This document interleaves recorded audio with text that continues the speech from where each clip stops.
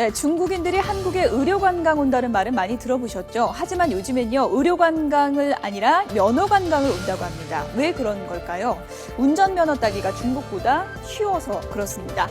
운전면허 예전에 따신 분들은 잘 기억이 안 나실 텐데요. 이른바 기능시험의 공포 구간이 있었죠. 지금 보시는 T자, 그리고 S자, 그리고 평행주차 구간이 시험 보는 사람들에게는 공포의 구간이었습니다. 그런데 이런 항목이요, 지난 2011년 6월에 경제적인 측면을 고려한 운전면허 간소화로 이 구간들이 없어졌습니다. 그러니까 시험이 한결 쉬워졌겠죠.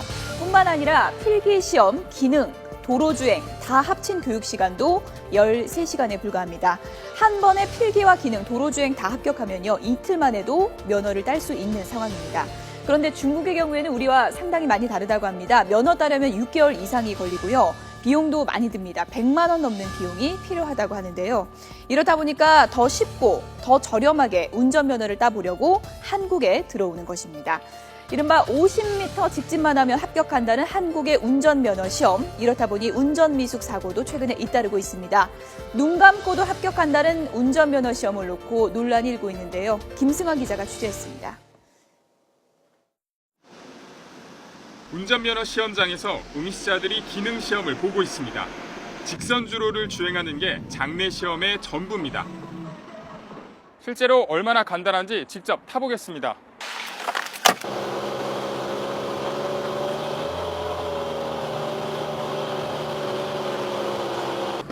차를 타고 50m를 주행해 코너를 꺾으면 바로 시험이 끝납니다. 2011년 면허 시험 간소 정책 이후 장내 시험에서 곡선과 굴절 코스 등이 사라졌고 교육 시간도 60시간에서 13시간, 평가 항목도 15개에서 6개로 대폭 줄었습니다. 이에 따라 우리나라의 면허를 따라오는 중국인들이 급증하고 있는 실정입니다. 중국보다 시간이 더 짧게 걸리고 좀 더 간단하고 비용이 더 적어서 방학 때면 자주 와요. 이에 중국 상하이시 정부는 앞으로 우리나라 면허를 인정하지 않겠다는 방침을 정하기도 했습니다. 부실 교육의 부작용이 있을 수 있기 때문입니다. 이는 안전에 대한 우려로 이어질 수밖에 없습니다. 네, 좀 무서워요. 왜냐면 밖에 나가면 돌발 사항들이 많아서 여기는 그런 교육이 충분치가 않더라고요. 조금 그래서 밖에 나가면 사고가 나지 않을까 걱정해요.